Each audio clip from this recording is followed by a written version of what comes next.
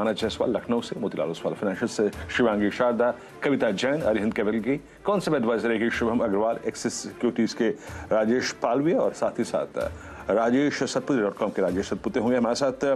Stocks to watch से बात करेंगे सुमित से, और साथ ही साथ रिलायंस की 45वीं एजीएम की जो बारीकियां थी, क्या चेयरमैन साहब ने महत्वपूर्ण बातें कही, बाजार उसने उसको कैसे रीड किया, उसमें से सबसे स्ट्राइकिंग एलिमेंट क्या थे, और इन घोषणाओं के बाद हाउस व्यूज रिलायंस पे क्या है, इस पर डिटेल चर्चा यतिन के साथ आशीष।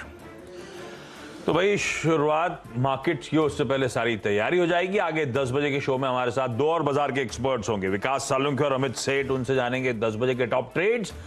और हमारे साथ आज होंगी आईएफएल वेल्थ की प्रेसिडेंट अनु जैन, तो अनु से मार्केट्स पे होगी बढ़िया चर्चा। कल हर्षदा बता रही थी भाई कि वो गैस के लिए क्या है, वो 6 मंथली जो रिव्यू होता है उसमें कुछ बदलाव की तैयारी सरकार कर रहा है, कमेटी का गठन होने वाला है। तो आज एक काम करा, आईजीएल का दरवाजा खटखटाया।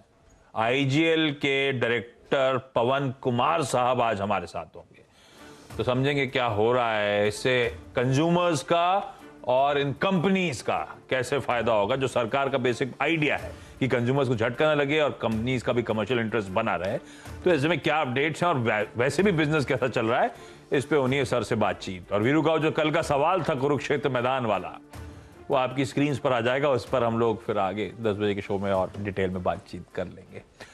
लेकिन चलिए अब क्यूज की शुरुआत, और एसजीएक्स निफ्टी वीरू ने दिखाया आपको 50 अंक की मजबूती के साथ मंगलवार के दिन शुरुआत होने के इंडिकेशंस दे रहा है। क्यों? यूएस का मार्केट कल आपकी स्क्रीन पर आएगा 0.5% से 1% का दबाव। तो फिर एसजीएक्स ग्रीन में क्यों?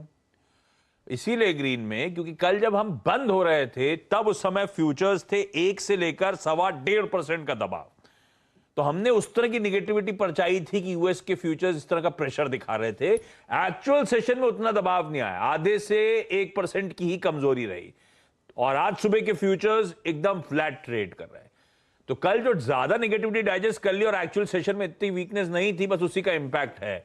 पर ध्यान रखें, डाउ का इंट्राडे चार्ट दिखाइएगा, एक दायरे में वॉलेटाइल और आखिरी मिनटों में या आखिरी आधे घंटे में एकदम से वापस सेलिंग का प्रेशर माउंट हुआ था यूएस में जाते जाते। नहीं तो मार्केट कुछ और बेहतर नजर आते हैं आपको, लेकिन जाते आते वो कट जो है वो स्टीप था, दरअसल चार्ट में ऐसा दिख नहीं रहा, वो प्रेशर माउंट हुआ।